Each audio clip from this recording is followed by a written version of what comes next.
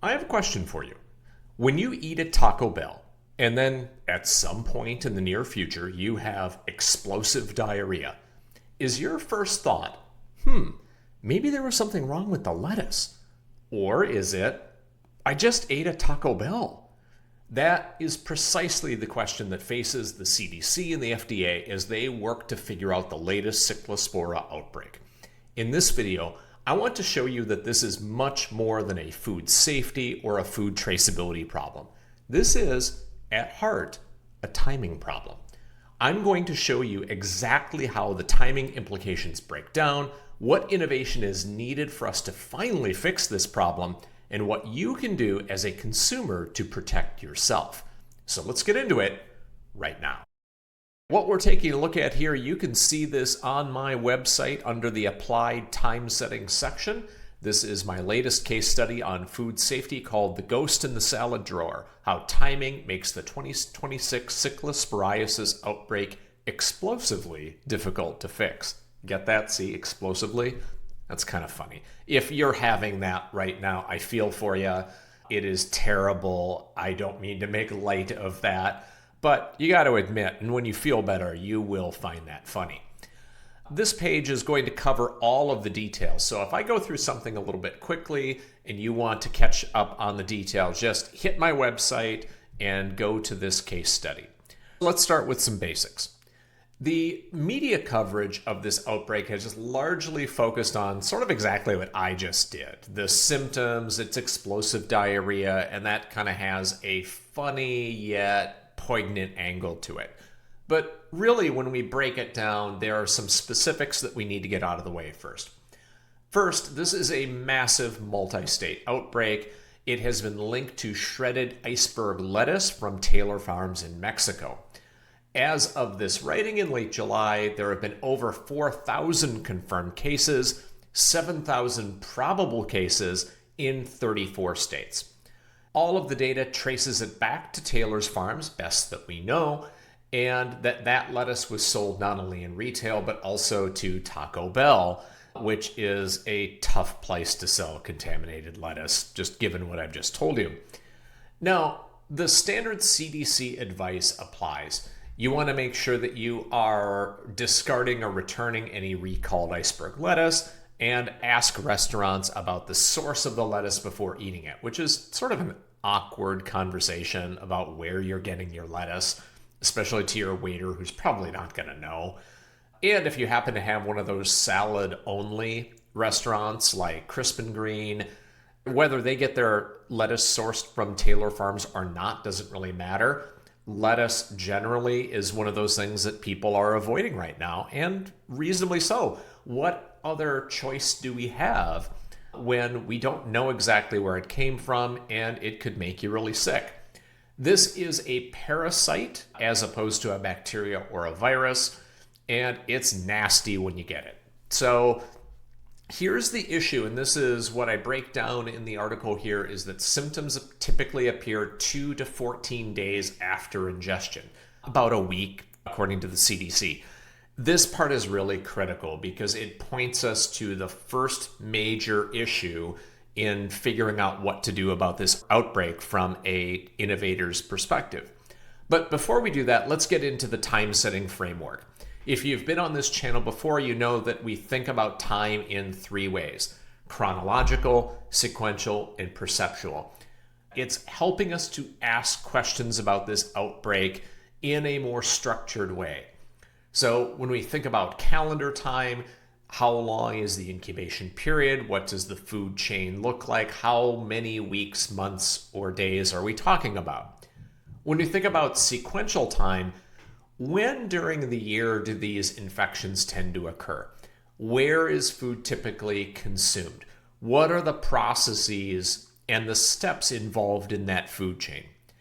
And then finally, perceptual time. How do we remember what we ate so that we can link cause and effect? Humans tend to be really bad at that, and they get worse the longer it goes. So with that mindset in mind, thinking about chronological, sequential, and perceptual time, let's actually use the time setting framework to help us figure this out. So let's get in, and first thing we want to do, most useful task, is actually build a timeline, and that's what you see on the screen here.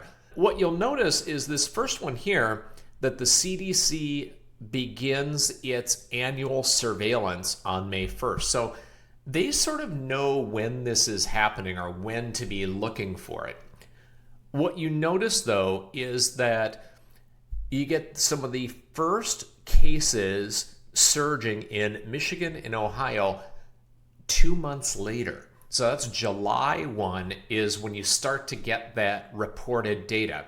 Think about the timeline between those. And of May 1st to June and July 15th, this is that kind of silent spread window where cases are growing, but there's no real way to know that they're happening. Now look at what's happening as we get into July, and things are rapidly accelerating from there. Now, it's crucial to understand all of these details and make sure that you've got them in a sequence. But unless I explicitly showed you the gap between May 1st and June 15th, it's sort of easy to miss because it just, here's a row, here's a row, here's a row. They all look equally spaced, but that's not the case. What we need to do is actually create a timeline using the date on the x-axis with equidistant days. We don't want to crunch things in so that just we're making sure that all of the events can fit on the chart in a nice way. You want to actually make sure that you have the x-axis representing real time. When we do that, what you notice immediately is that there is a major gap right in here between May 1st, when the season officially starts, and when all of the really rapid activity starts to happen around the middle of July. That gap between those two is the critical problem. And we're going to get into that more, but that lag between infection and detection is an important clue that we wouldn't have seen had we not generated the timeline. So let's use that clue to go on to the next step. Our next step is understanding the incubation clock. We use the term food poisoning to describe what really is a lot of different things. Food poisoning is not very useful when we start to think about what's going on inside us as we're feeling sick. I've highlighted in this table a number of the different common baddies out there when it comes to what we collectively call food poisoning. You'll notice here that the incubation ranges vary quite a bit. And here with Cyclosporiasis, we see that this gap, there's a reason that there was a big gap between when the CDC started its monitoring period and when we started seeing the first cases, because it takes between 2 and 14 days, usually about a week, for you to even begin to have symptoms. That delay is built in. So this is a critical item that we need to pay attention to. When the cause and effect are separated, that time lag is going to make monitoring and detection very, very difficult. However, the second thing we need to add in is perceptual time. Here's what I mean by that. Do you remember what you ate last Tuesday? I'm not sure that I do, and most people don't. So when you think about what could have caused you getting sick and someone from the CDC is asking you what you ate, what are you going to remember? Now, we need to do a little math on this, but the math is easy. And it really should come down to just a few key things here. Like, how many times per day do you eat? How many items do you eat that are different at each meal? And then, because most people tend to eat the same sorts of things routinely, it's not just a raw multiplication of the number of times you ate and the number of things you ate per meal. We need to discount it from there. Bottom line, and you can follow the math on the screen or on my article if you want, we tend to eat about 5 new things a day. A little bit less, but about 5. So let's take a look at the table here where I added the number of foods you need to recall as a column next to the pathogen or toxin that we're talking about. Cyclosporiasis is noted here. If you had a shellfish toxin, you might have eaten as many as 4 foods, But can you remember 4 foods if it was 30 minutes ago? Probably. Now, if you get up to salmonella, well, maybe that requires a little bit more work. You get to Cyclosporiasis or Listeria, the invasive kind, and it can be days or weeks. It is almost impossible to recall 40 or 50 unique food items that you had. This is the crux of the problem, is that our human memories fail us when it comes to identifying the cause of what made us sick. So if that were it, if that were the root of the problem here, that would be enough. It's not. It gets worse, and here's how. The second part we need to understand is the shelf life clock. All foods aren't created equal. Some things sit on the shelf for a long time. Shelf-stable things, cereal is a great example. Other things like lettuce wilt pretty quickly. If you've ever had lettuce in your fridge for more than a couple days, you know it turns into a brown gloppy mess. So you're not going to be eating it. It's gone pretty quickly. Here is the problem. Let's combine in this table the pathogen we're talking about, the incubation window, how many foods you need to recall, and what foods are typically the cause and how long they last on the shelf. So this is T incubation and T shelf life. When we combine these two, we start to get kind of a hazard profile. And let's take this norovirus example right here. So I've got 12 to 48 hours. I need to recall maybe a dozen foods, usually raw oysters, leafy greens, hand-contaminated, ready-to-eat items. That's what RTE means. So the food chain is 1 to 7 days, so they tend to be fresh or ready-to-eat foods. So that is basically a event-driven hazard. Someone hasn't been washing their hands. You tend to get these at catering events or on cruise ships, things like that. They're very common there. But it's pretty easy to trace back because the amount of time it takes to incubate is less than the time that the food is staying on the shelf. Let's say you start to get sick. Investigators could go back to the kitchen, they can go back into the ready-to-eat area, and they can sample some of the foods. Voila, they find that there was norovirus, or they find something there. They can test you, they test the food, bingo, got it. So again, it's not that it's not bad, it's just putting cause and effect together is a lot easier. Let's go down to Cyclospora, the parasite that causes Cyclosporiasis. That's a mouthful, and I'm not going to edit that out because it's kind of hard to say. Look at what's happening here. I've got a 2 to 14 day incubation period. I have a 7 to 14 day max time on the shelf, things like shredded lettuce, basil, cilantro, berries, things like that. I need to recall a lot of foods. Here's the problem. A lot of times that fresh produce is out of the food chain, out of the restaurant, out of your fridge before you get sick. So that lettuce is already gone, it's in the garbage, it's out. Now, a week later, you're sick.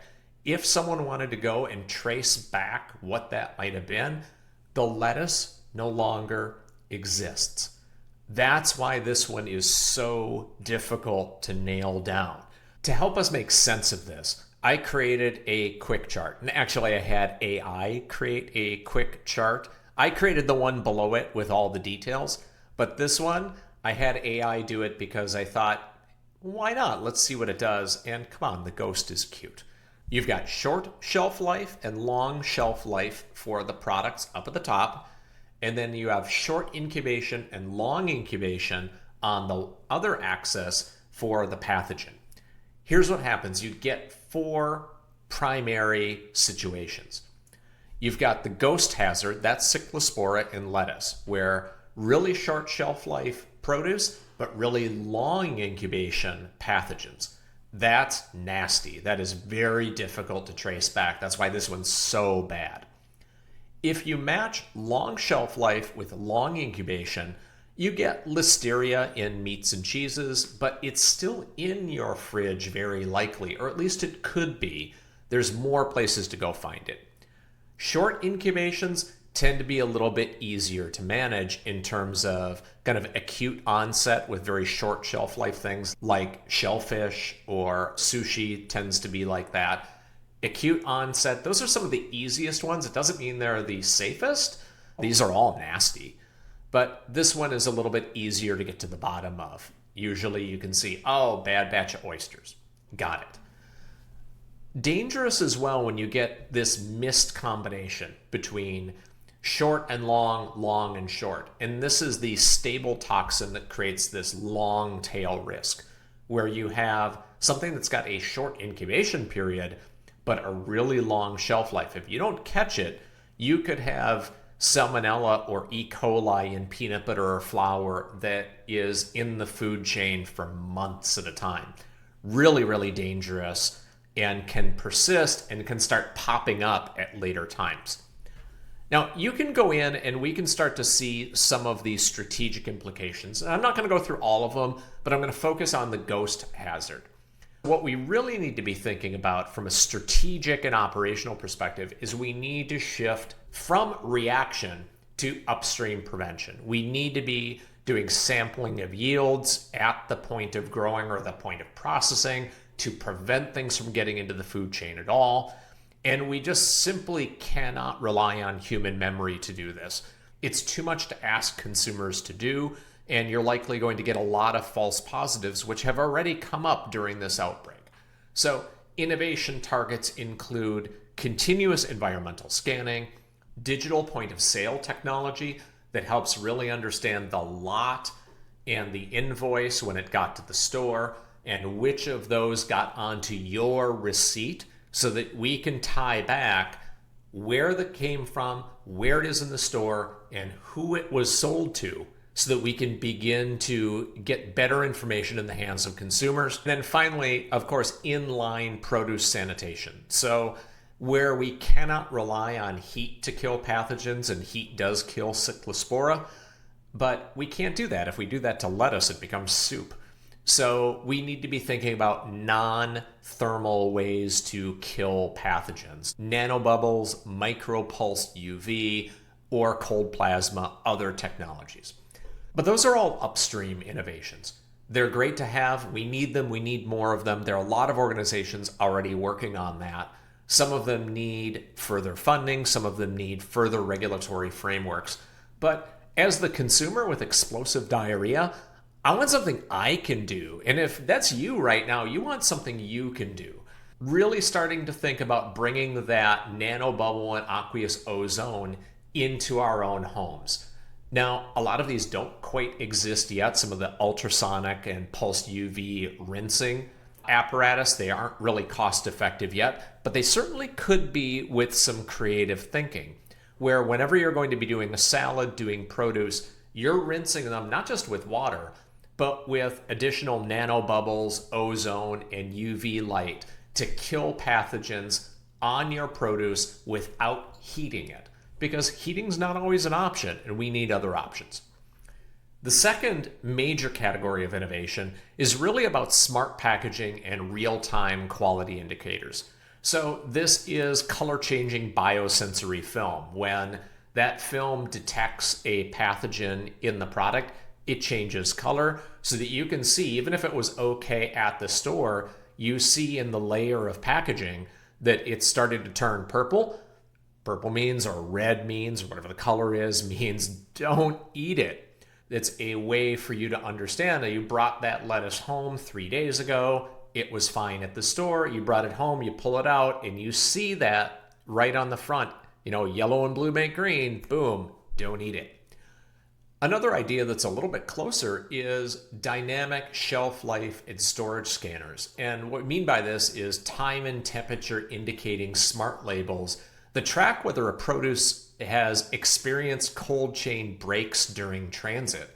So if a package got too warm during its path somewhere along the food chain or at the grocery store, and they didn't know it, but one of their coolers was out for an hour, 2 hours, 10 hours, the label would change on the package. So not only could they see it and they could remove it, but you as the consumer would see it. The next category is using one of these. So having an attachment to your smartphone that would help you take a look at bioluminescence or biofluorescence that some of these compounds contain, so that you can start to see, okay, hey, if I shine my smartphone at this and I'm looking through this filtered camera and I see a luminescence, I know not to eat that, or I know to wash it more carefully. Additionally, thinking about surface swabs. These are the types of things that investigators use. They'll swab the surface of the food, or they'll swab the counter, and they'll be able to basically culture that. Now, sometimes culturing can take a long time, but as we learned with rapid strep tests way back in the day, my kids got test results in 5 minutes, where when I was a kid, it took overnight and they had to start treating you. Now they know pretty fast whether something is going to be kind of a pass-fail. So that's certainly coming. And then finally, lot traceability all the way from the farm to the processing plant, to the store, to the receipt, to your pantry, so that that entire chain is connected. So if they discover something that happened at the farm or in the food chain somewhere, you are instantly notified that that thing that we know is in your pantry was the cause of something. And if you do get sick and you've thrown it away because it's quick, it is easy for this app to tell you that this is where it likely came from. That is invaluable in helping trace the source of an outbreak and make it faster. So, bottom line, what does this mean for you? Food safety, food traceability, and timing are all interconnected. As we think about how to protect our food chain and how to think about making us healthier and happier and not spending 30 minutes on the toilet worried if it's going to stay attached to the floor, it's important for not only industry to innovate, but as consumers, we need to take additional responsibility ourselves and think about innovations that we can be using at home to help protect ourselves. That's it for this video. If there's any questions about anything I've talked about in this video, or you're one of those innovators who's been thinking about this problem and doesn't quite know where to start, reach out to me. I'm happy to help. Until then, catch you on the next one.